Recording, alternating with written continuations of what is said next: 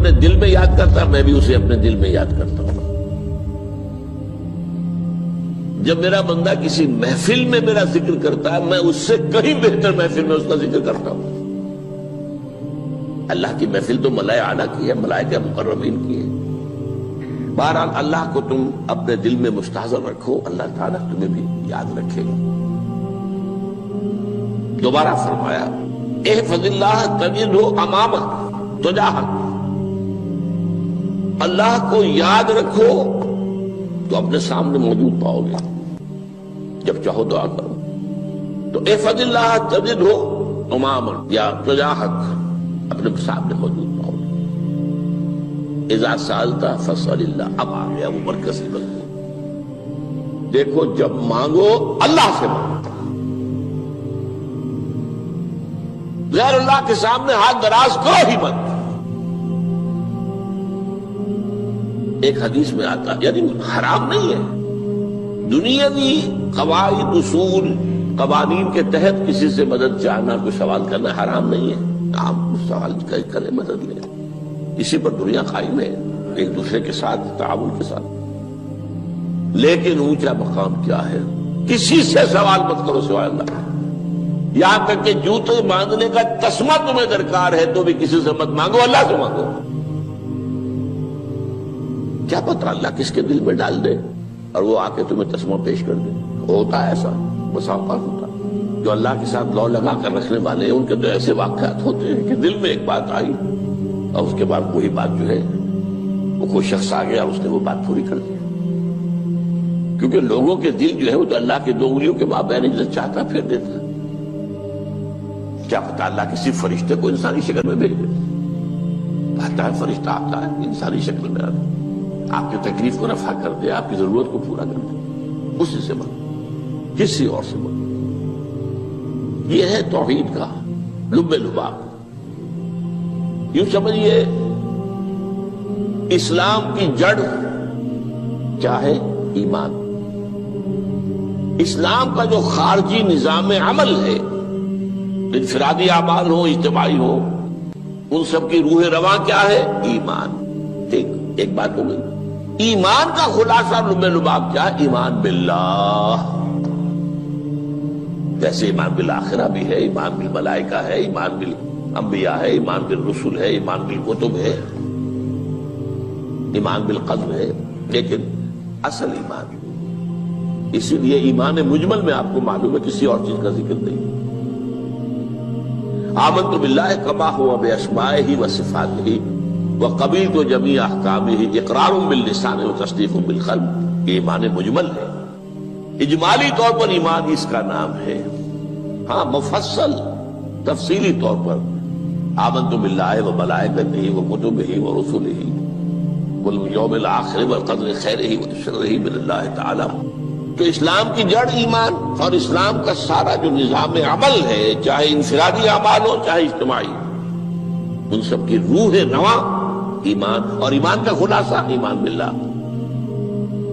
اور ایمان باللہ کا اصل حاصل وہ ہے جو اس حدیث میں آ رہا. اس کے دو ہیں تقاضے. عبادت صرف اسی کی، استعانت صرف اسی سے. اس لیے میں نے سورہ فاتحہ کا تذکرہ شروع میں کیا. یہ عبادت کا جوہر ہے، عبادت کا جو ہے یہ ایمان کا حاصل. عبادت صرف اس کی ہے اور استعانت صرف اس سے. استعانت ہی میں سوال بھی آ گیا، یہ بھی مدد ہے. آپ کسی سے کچھ مدد مالی چاہ رہے ہیں یا کوئی اور مدد چاہتے ہیں، کسی کام میں مدد چاہتے ہیں، جیسے میں نے کہا تھا کہ سفارش کرانا چاہتے ہیں، بھی مدد ہے. وَإِذَا اسْتَعَنْتَ فَاسْتَعِنْ بِاللَّهِ. اور جب مدد مانگو صرف اللہ سے مانگو. اور وہ سارے الفاظ یاد کر لیے: استدعاء، استعانت، استغاثہ. یہ جو غوث اعظم سے استغاثہ کیا جاتا ہے یہ تو شرک ہے. استغاثہ اللہ سے، دعائی اللہ کی. اس اعتبار سے استمداد، استعانت، استدعاء، استغاثہ یہ سب اللہ سے، صرف اللہ سے. عبادت صرف اللہ، ایاک نعبد، اور استعانت صرف اللہ سے.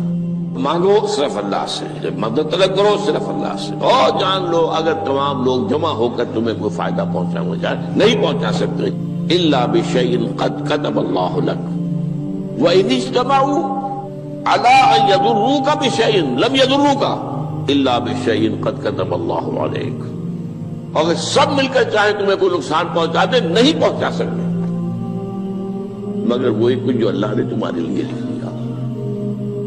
اب بتائیے خوف کی جڑ کٹ جائے گی کہ نہیں؟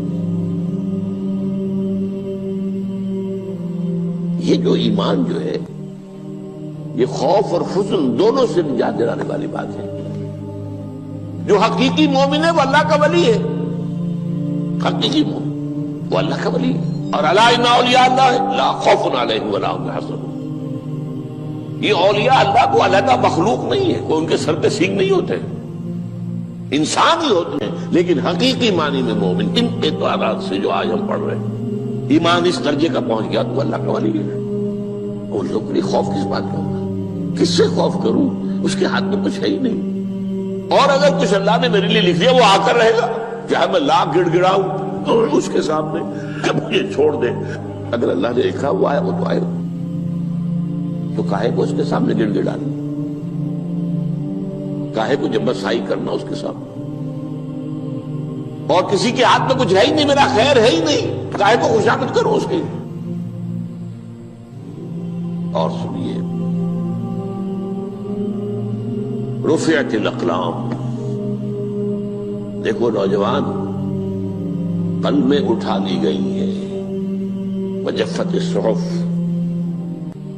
اور جو رجسٹر ہیں صحیفے ان کی سیاہی خشک ہو چکی ہے۔ یہ ہے وہ اللہ کا علم، اس میں ہر شے لکھ دی گئی ہے، اس کی قلم اٹھا لیے گئے۔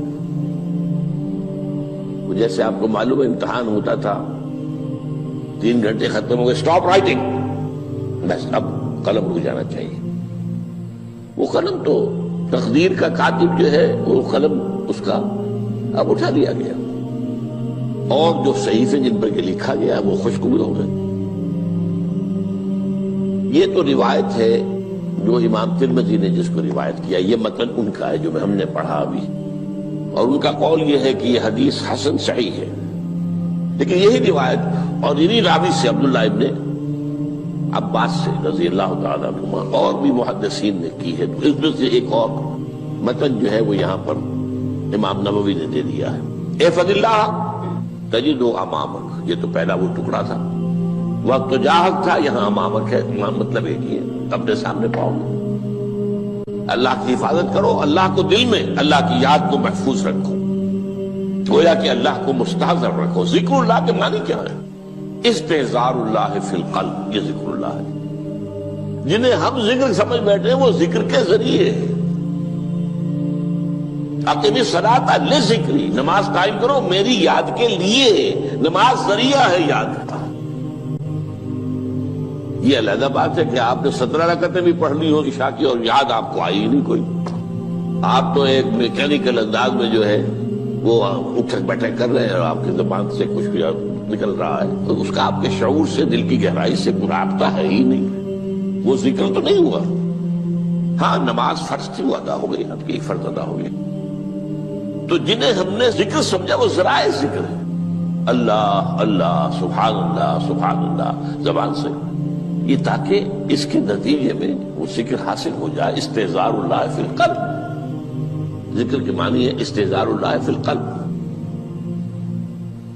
تعرف الی اللہ فی الرخاء، اور دیکھو کشادگی کے وقت میں تم اللہ کو یاد رکھو، اللہ کی طرف رجوع کیے رہو، بھول نہ جاؤ۔ وہ نہ ہو جو کبھی کہا تھا، بہادر شاہ ظفر کے اشعار میں سے بہت زور کا شعر ہے، ظفر آدمی اس کو نہ جانیے چاہے کتنا ہی ہو فام و زکا، جسے عیش میں یاد خدا نہ رہی، جسے تیش میں خوف خدا نہ رہا۔ وہ ہے کشادگی کی حالت میں، جبکہ تمہارے لیے کشادگی ہے، اللہ کی طرف رجوع کیے رکھو۔ یعرف کا فی الشدہ، تو اللہ اپنی توجہ تم پر رکھے گا شدت کے وقت میں، جب تمہیں کوئی تکلیف ہے اس تکلیف کو تم پر آسان کر دے گا۔ تکلیف تو آنی ہے، جو لکھی ہوئی ہے وہ تو آئے گی، لیکن یہ کہ اللہ تعالیٰ اس کی شدت کو، ایک ہی چیز ہے جس کو ایک انسان بہت شدت کے ساتھ محسوس کر رہا ہے، دوسرا آدمی اتنا نہیں محسوس کر رہا ہے، احساس کا معاملہ ہوگا نا۔ وہ تو اصل میں اگر انسان کی نرز کٹی ہوئی ہے تو احساس ہوگا ہی نہیں، سر سے نہیں ہوگا۔ تو اس اعتبار سے اللہ تعالیٰ تمہارے لیے وہ شدت کی کمی کر دے گا۔ وَاعْلَمْ أَنَّمَا أَخْطَأَكَ لَمْ يَكُنْ لِيُصِيبَكَ، اور جان لو جو چیز تم سے چھوٹ گئی ہے، رہ گئی ہے، وہ ہرگز تمہیں ملنے والی نہیں تھی۔ اب آپ نے کسی ملازمت کے لیے درخواست دی ہے، درخواستیں مانگی گئی ہیں، اپنی سی محنت کر لی، نہیں ملی ملازمت، اب آپ بیٹھے ہوئے افسوس میں، رنج میں، غم میں، فلاں نے یہ کر دیا، فلاں نے یہ کر دیا، وہ فلاں جو ہے بڑی تکڑی سفارش لے آیا تھا، فلاں نے رشوت دے دی۔ چھوڑو میاں اس کو، وہ تمہارے لیے نہیں تھی۔ کاہے کو اپنے ذہن کے اندر یہ کھچڑی پکا رہے ہو بیٹھے ہوئے؟ خواہ آپ شاید سوء ظن میں بھی مبتلا ہو رہے ہو، کسی نے نہ رشوت دی اور آپ سمجھتے ہو کہ رشوت دی ہے اس نے۔ یہ ساری چیزیں جو ساری سیئات، ان کی جڑ کٹ جائے گی۔ وَاعْلَمْ أَنَّمَا أَخْطَأَكَ لَمْ يَكُنْ لِيُصِيبَكَ وَمَا أَصَابَكَ، جو چیز تم پر آ گئی، لَمْ يَكُنْ لِيُخْطِئَكَ، ہو ہی نہیں سکتا تھا کہ وہ تم پر نہ آ۔ یہ کر لیتا تو ہو جاتا، شاید یہ کر لیتا، میں نے ٹیکا پہلے لگوا دیا ہوتا تو یہ بات نہ ہوتی۔ بھائی وہ جو ہونا تھا وہ ہونا تھا۔ اب یہ وہ چیز ہے جس سے انسان میں کیفیت پیدا ہوتی، تسلیم و رضا۔ ہم بھی تسلیم کی خو ڈالیں گے، بے نیازی تیری عادت ہی صحیح، اے اللہ جو تو نے چاہا مجھے قبول ہے۔ اسی لیے میں نے آپ کو آیتیں سنائی سورہ تغابن کی، ما اصاب من مصیبت الا باذن اللہ، کوئی مصیبت نہیں آتی مگر اللہ کے اذن سے۔ وَمَن یؤمن باللہ یہدی قلبہ، جو اللہ پر ایمان رکھتا ہو اللہ اس کے دل کو ہدایت دے دیتا ہے۔ ہدایت کس بات کی؟ تسلیم و رضا۔ سر دوستاں سلامت کہ تو خنجر آزمائی، نہ شبد نصیب دشمن کے شبد ہلاکت دیگت۔ اے اللہ تیری طرف سے ہے، مجھے قبول ہے، اور بظاہر مجھے تکلیف ہو رہی ہے لیکن یقیناً اس میں میرا کوئی خیر ہے۔ بیدک الخیر، تیرے ہاتھ میں تو خیر ہی خیر ہے، جو بھی تیری طرف سے آئے۔ سر تسلیم خم ہے جو مزاج یاد میں، اور یہ مضمون جو ہے زیادہ بڑے پیمانے پر سورہ حدید میں آیا ہے۔ ما اصاب من مصیبت فی الارض ولا فی انفسکم الا فی کتاب من قبل ان نبرأها، کوئی مصیبت نہیں آتی نہ تمہاری جانوں میں نہ زمین میں، زمین میں زلزلہ آ جانا، سیلاب آ جانا، کچھ اور زمین کا دھنس جانا، یا یہ ہے کہ تمہاری جانوں میں کوئی بخار ہو گیا، کوئی اور تکلیف ہو گئی، اچانک معلوم ہوا کہ انسان کو کینسر ہے اور کینسر بھی اب 3rd سٹیج کو پہنچ چکا ہے، لیکن جو بھی آیا ہے وہ اللہ کے علم کی کتاب میں پہلے سے لکھا ہوا ہے۔ فی کتاب من قبل ان نبرأها، یہ کتاب میں درج ہے اس سے پہلے کہ مجھے ظاہر کریں۔ اس کا نتیجہ کیا نکلنا چاہیے؟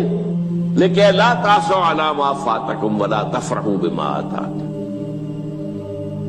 افسوس نہ کیا کرو جو تم سے جاتا رہے، چھوٹ جائے، کوئی عزیز فوت ہو گیا، کوئی موقع ہاتھ سے نکل گیا، ارے بھائی میں چوک گیا، بڑا موقع تھا، اب اس پر افسوس کر رہے ہیں۔ نہیں، جو چیز لیکن لا تاسوا علی ما فاتک ولا تفرحوا بما آتاک، جو اللہ تمہیں دے دے اس پر اتراؤ مت۔ وما اصابک لم یکن لیخطئک واعلم ان النصر مع الصبر، اور جان لو اللہ کی مدد صبر کے ساتھ آتی ہے، جو آئے اس کی طرف سے جھیلو، زبان پر کلمہ شکوہ اور شکایت نہ آئے، اللہ سے شکایت نہ آئے، تسلیم و رضا، جو تیری رضا ہے۔ تیری صحت ہمیں منظور ہے لیکن اس کو، مولانا محمد علی جوہر ایک مرتبہ جیل میں گئے، ایک بیٹی بیمار ہوئی، فوت ہو گئی، اس کے بعد دوسری مرتبہ پھر جیل میں گئے، دوسری بیٹی کو وہی بیماری ہوئی، جیل میں اطلاع ملی کہ بیٹی کو یہ بیماری ہو گئی ہے، تو خط لکھا ہے اشعار کی شکل میں، کا آخری شعر یہ ہے: تیری صحت ہمیں منظور ہے لیکن اس کو نہیں منظور تو پھر ہم کو بھی منظور۔ ہم تو چاہتے ہیں میں بیٹی کے تجھے شفا ہو جائے، اسے منظور نہیں تو پھر ہمیں بھی بتا۔ وَاعْلَمْ أَنَّ النَّصْرَ مَعَ الصَّبْرِ وَأَنَّ الْفَرَجَ مَعَ الْكَرْبِ۔ فرج، فراخی، کھل جانا کسی چیز کا، یہ ہے کرب کے ساتھ، تکلیف کے ساتھ، تکلیف ہوتی ہے ساتھ۔ اللہ نے قانون بنایا ہے دنیا کا۔ اب آپ اندازہ کیجئے بچے کی ولادت میں ماں کو کتنی تکلیف اٹھانی پڑتی ہے۔ آج کل تو فیشن ہو گیا ہے، سیدھے سیدھے جاؤ، آپریشن کراؤ، تکلیف سے بچ جاؤ، لیکن یہ ہے کہ یہ بھی آپ کے علم میں ہوگا، وہ ساری تکلیف جیسے ہی بچے کو لا کر ماں کے برابر لٹایا ہے، ساری تکلیف ختم، پھر جو راحت اسے میسر آتی ہے۔ ان الفرج مع الکرب وان مع العسر یسرا، اسی لیے میں نے وہ آیتیں بھی پڑھی تھی، ان مع العسر یسرا ان مع العسر یسرا۔ اس دنیا میں یہ اللہ نے نظام بنایا ہے، سختیاں جھیلنی ہی ہوں گی۔ لقد خلقنا الانسان فی کبد، ہم نے انسان کو پیدا کیا مشقت کے اندر، مشقت تو کرنی پڑے گی۔ کسی کی جسمانی مشقت زیادہ، کسی کی ذہنی مشقت زیادہ، مشقت سے چارہ کسی کو نہیں۔ تو یہ ہے ان مع العسر یسرا ان مع العسر یسرا۔